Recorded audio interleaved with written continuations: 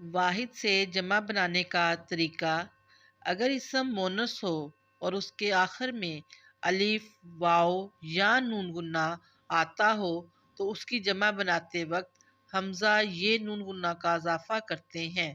باقی تمام لفظ جو ہوں گے ان کے ساتھ ہم یہ نون گنا کا اضافہ کر کے جمع بنائیں گے۔ تو چلیے اب ہم دیکھتے ہیں کہ کچھ لفظ لیں گے اسم مونس اور پھر ان کی جمع بنائیں گے۔ بندوق۔ بندوق لفظ کے آخر میں الف، واو، نون گنا نہیں ہے تو ہم کیا کریں گے؟ یہ نون گنا لگا دیں گے۔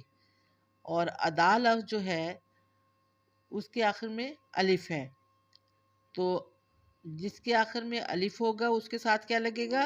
حمزہ یہ نون گنا۔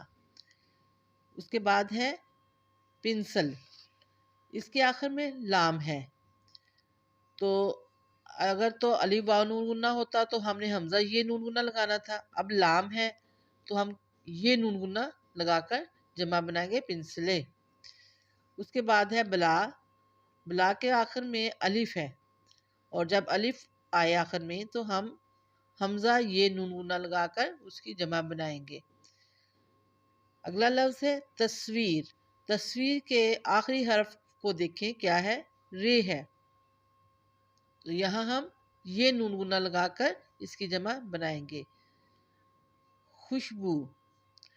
خوشبو میں آخری لفظ جو ہے واو ہے تو اس کی جمع بنائیں گے حمزہ یہ نون گنا لگا کر خوشبوئیں۔ عید کے آخری حرف کو دیکھیں دال ہے تو اس کے ساتھ یہ نون گنا کا اضافہ کر کے جمع بن جائے گی۔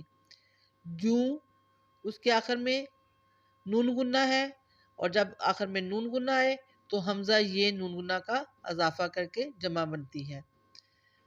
تو بچوں یہ تھا واحد سے جمع بنانے کا ایک قاعدہ۔ اس کے بہت سے قاعدے ہیں جو آپ اگلی جماعتوں میں پڑھیں گے۔ بچوں اب آپ چینل کو سبسکرائب کریں اور بیل آئیکن پر کلک کر کے آل نوٹیفیکیشن آن کر لیں تاکہ آپ کو تدریسی ویڈیو بر وقت ملتی رہیں۔ ویڈیو کو لائک اور شیئر کریں اور اچھے کمنٹس کریں۔